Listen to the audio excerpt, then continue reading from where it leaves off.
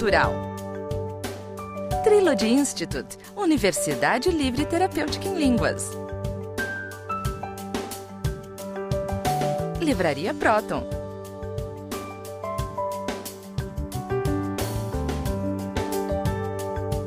Instituto Kepp Pacheco de Ciência e Tecnologia. Stop a destruição do mundo.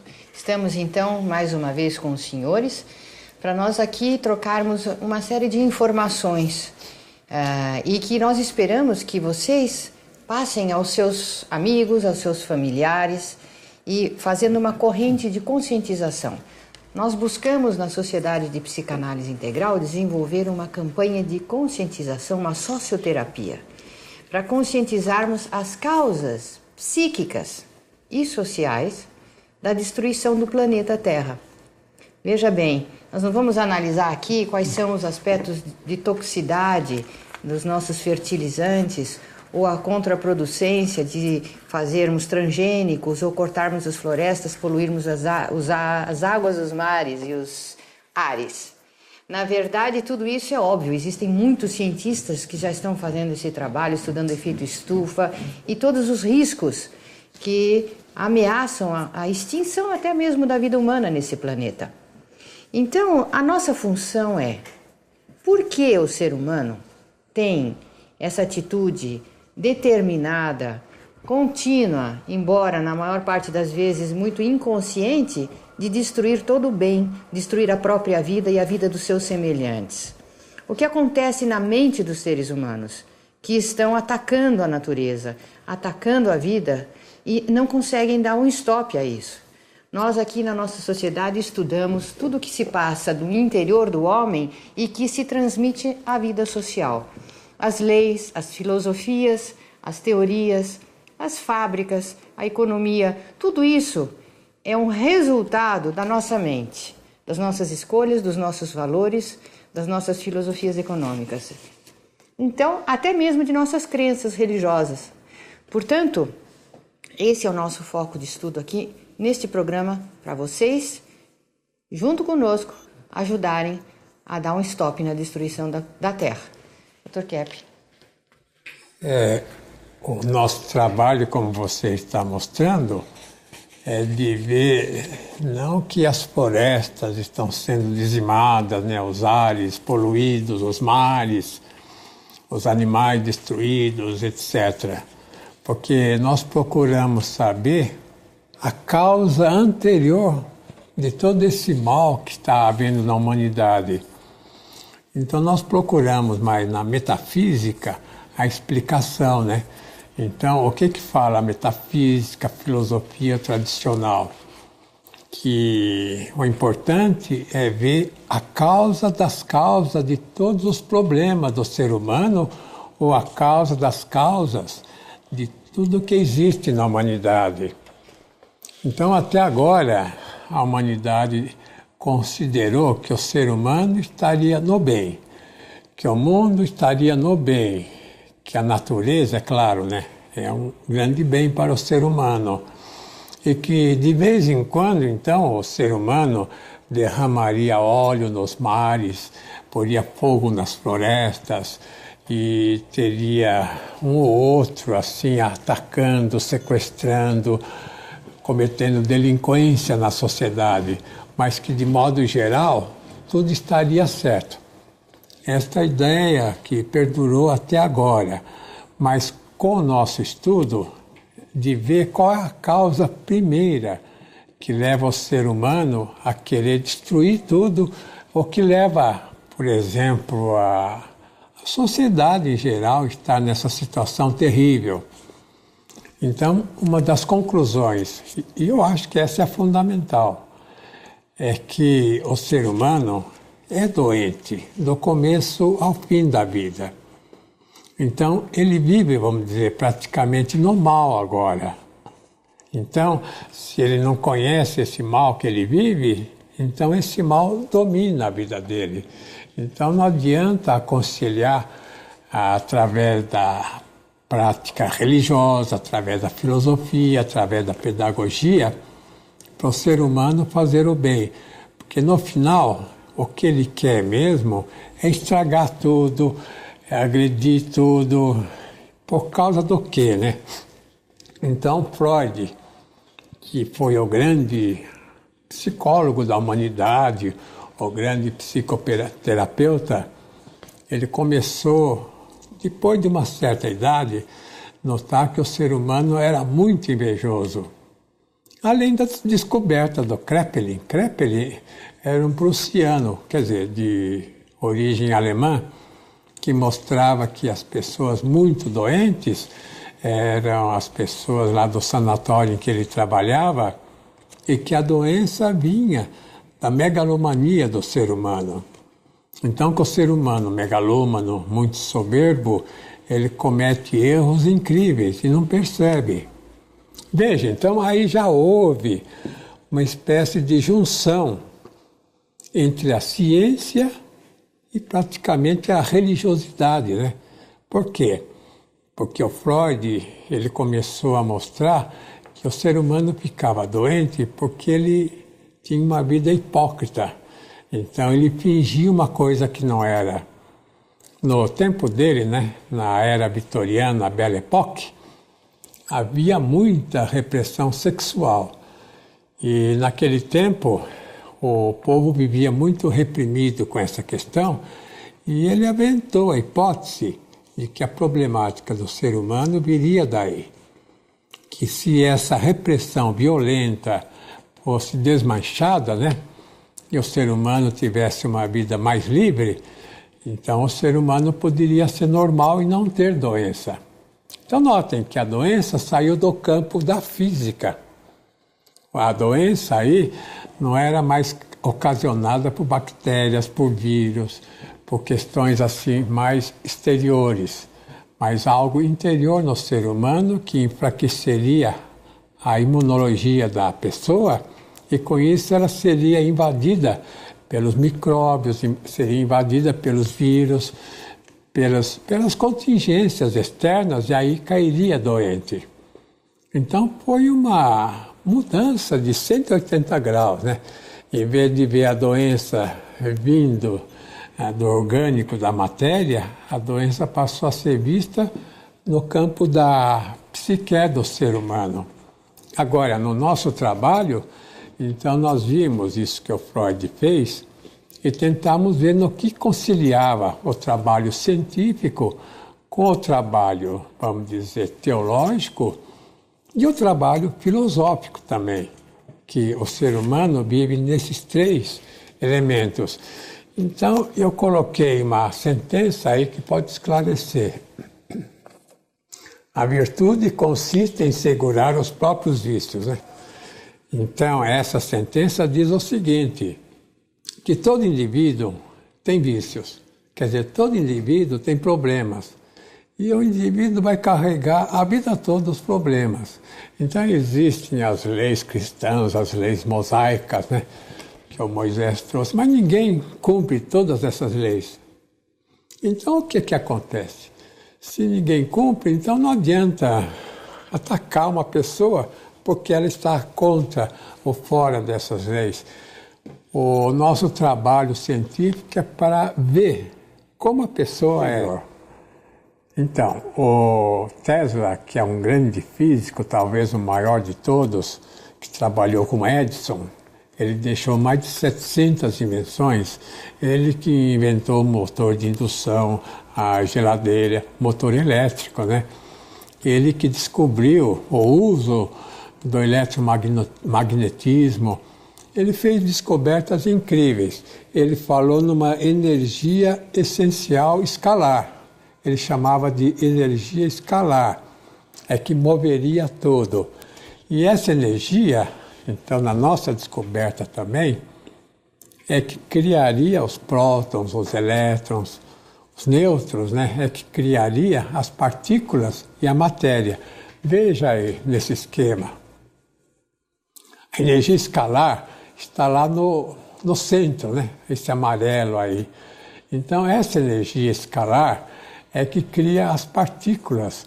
Então, cria os minerais, os vegetais, os animais e a vida humana também. Notem, E essa energia escalar é que entra no interior da pessoa e produz, então, tudo o que o ser humano pode fazer de bem. Veja esse outro esquema aí que eu pus. Olha lá, a energia escalar vem de fora. Notem, ao redor, nos 4 ângulos, olha lá, energia escalar. Agora, o ser humano está ali no centro, no triângulo. Então, o ser humano recebe essa energia escalar que vem de fora. A energia escalar é essa energia essencial que o Aristóteles fala, né? O éter. É a energia que move tudo. Move as galáxias, move os sóis, os planetas e move também o ser humano. Então, essa energia vem de fora, atinge o ser humano e produz o quê? Veja novamente o esquema. Ela produz a beleza, a estética, né? Produz o sentimento, o amor e o raciocínio. Então, o ser humano, pela descoberta do Tesla, o Tesla que fez a primeira hidrelétrica no mundo, lá em Niagara Falls, lá na divisa entre Estados Unidos e Canadá. Ele montou na cabeça dele todos os componentes e quando ele chegou lá, ele montou aquilo que ele tinha na cabeça dele, que ele fabricou, montou e funciona até hoje. Então, aí para os senhores verem, né, que o ser humano, ele é como praticamente uma energia, uma usina hidrelétrica. Ele recebe energia de fora, né? E pela energia de fora que ele recebe, então aí ele tem a compreensão, ele tem a inteligência, ele tem o sentimento, ele tem o equilíbrio. O que é estética? É o equilíbrio das formas. Então, o Tesla nos deu esse conhecimento de que o ser humano depende praticamente dessa energia que vem de fora, que ele chamou de escalar, inclusive para o coração bater, o sangue circular, para ele pensar, para ele sentir. Já botamos, né, Cátia? Já, instantes.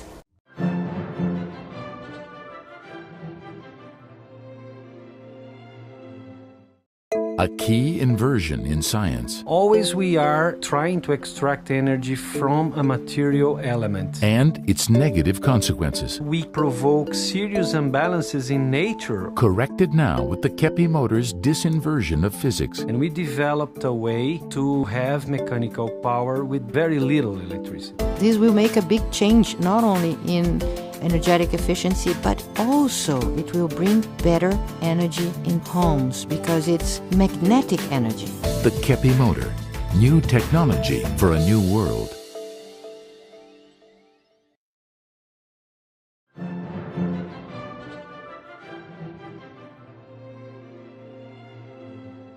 Então, vou continuar falando sobre o Tesla, a descoberta dele, e que dá praticamente os meios da gente entender como é que a gente funciona, compreende? De onde que vem o nosso pensamento, de onde que vem o nosso sentimento, de onde que vem o nosso equilíbrio. Então, eu falei, né, da energia escalar, que o ser humano recebe de fora. Quer dizer, o coração nosso bate por causa da energia escalar. O sistema circulatório funciona, o sangue corre no corpo por causa da energia escalar.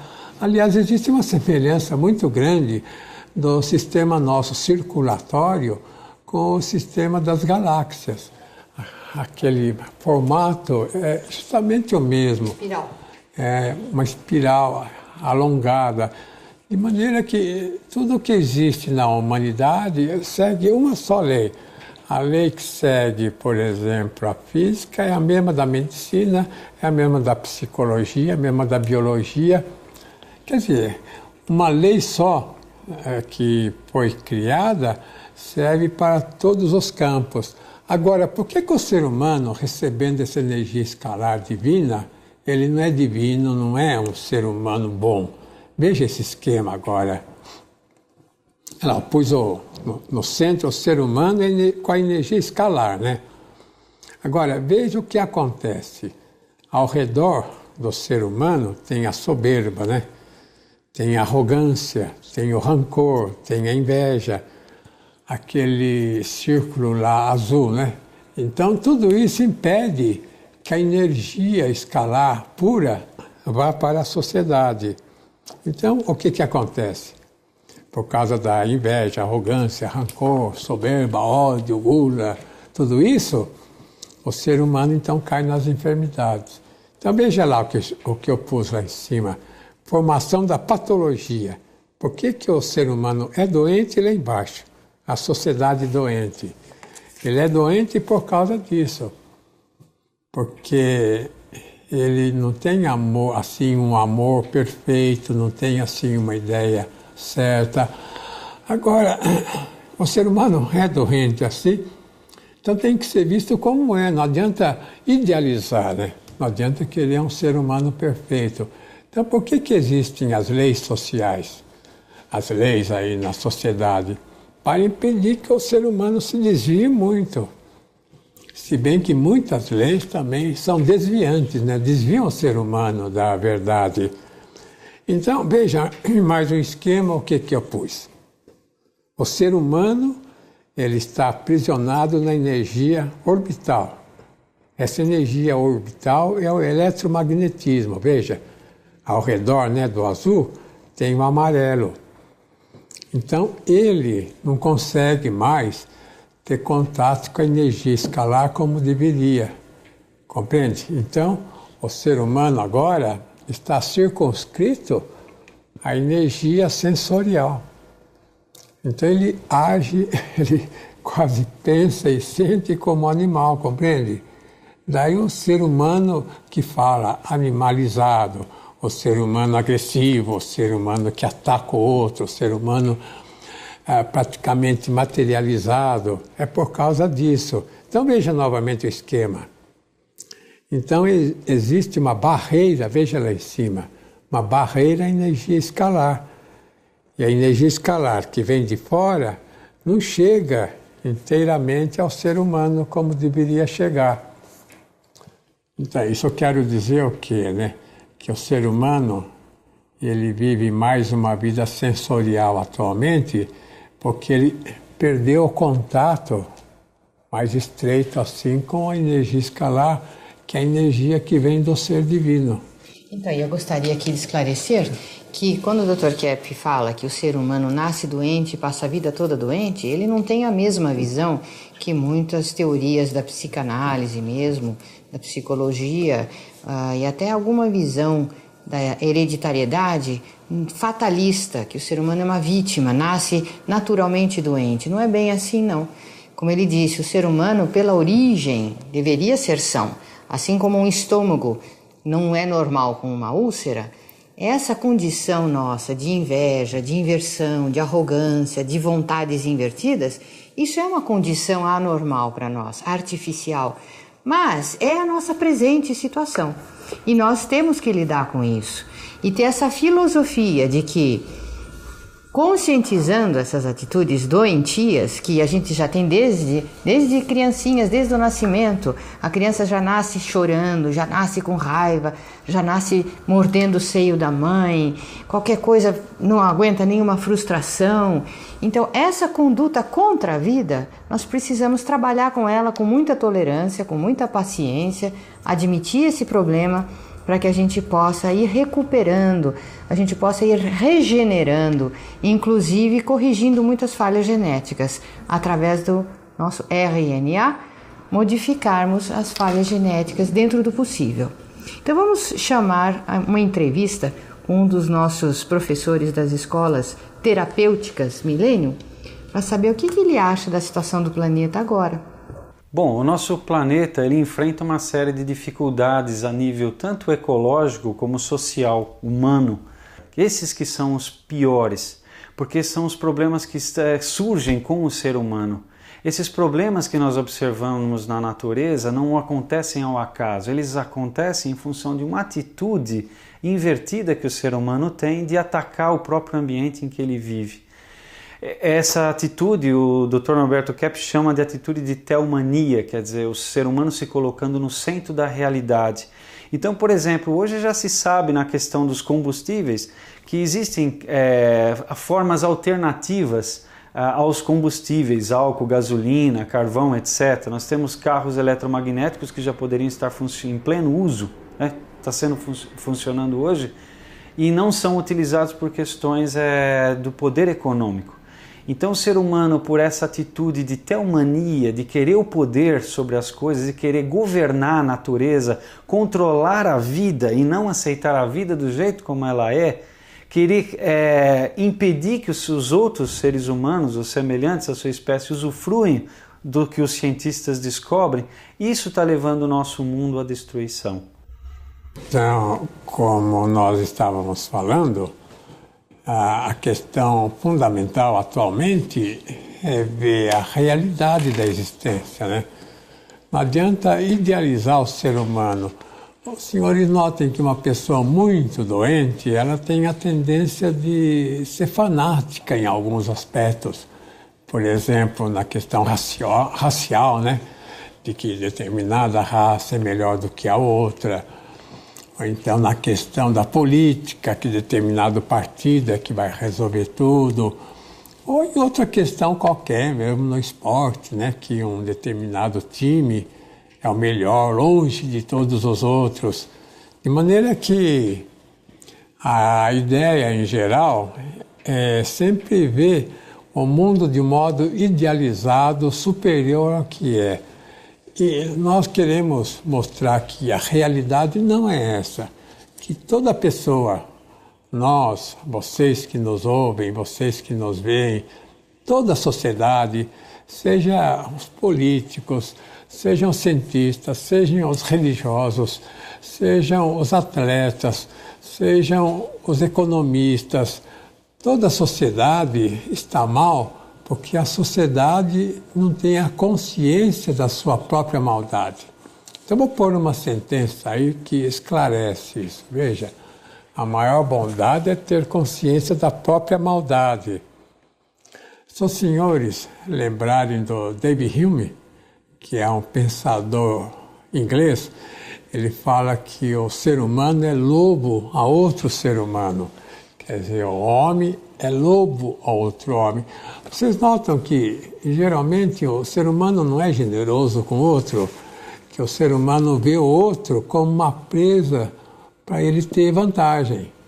O ser humano vê outro ser humano para pegar qualquer coisa que o outro tenha, e não ele dar alguma coisa para o outro, para ajudar o outro. Notem que essa questão da bondade, essa questão de amar-vos uns aos outros, não existe até hoje. O que existe é mais assim, vamos dizer, no campo economês, né? No campo da economia, explorar uns aos outros. Então o ser humano quer usar o outro para explorar, para tirar vantagem. Então ele pensa que o outro é uma fonte inesgotável de riqueza que pode dar para ele. E ele não está vendo que o outro é tão doente como ele. Por isso que existe tanta miséria no mundo, por isso que existe tanta fome no mundo, por isso que existe briga. 70% dos casamentos hoje em dia está fadada ao divórcio, né? 70% dos casamentos não dá certo, por quê? Porque cada casal, um idealiza sobremaneira o outro, coloca no outro todas as expectativas de perfeição, de atingir todos os seus ideais. E aí, na convivência, os problemas começam a aparecer, então vem a identificação projetiva. Se de início um cônjuge vê no outro a causa da sua felicidade, não pode viver sem o outro, ele passa a não poder mais viver com o outro. Quer dizer, o outro passa a ser o espelho de seus defeitos, de suas mazelas, de sua agressividade, de sua preguiça, da sua arrogância, que ele próprio não aceita trabalhar em si mesmo, né, Dr. Kepp? Então aí são os rompimentos. Inclusive as guerras, né? Inclusive as guerras. Então, essa questão que a Cláudia está falando, que o ser humano acha que o mal, que tudo aquilo que ele tem de ruim na vida vem de fora, compreende? É a ideia de que a pessoa tem isso em geral, que os amigos, os mais íntimos, são os grandes inimigos.